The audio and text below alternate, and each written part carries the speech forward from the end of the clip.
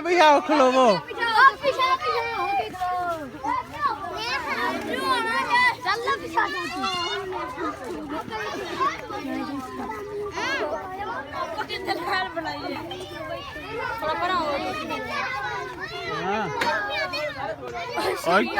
ਉੱਥੇ ਕੋਠੀ ਦੇ ਨਾਲ ਆਹੋ ਆਇਆ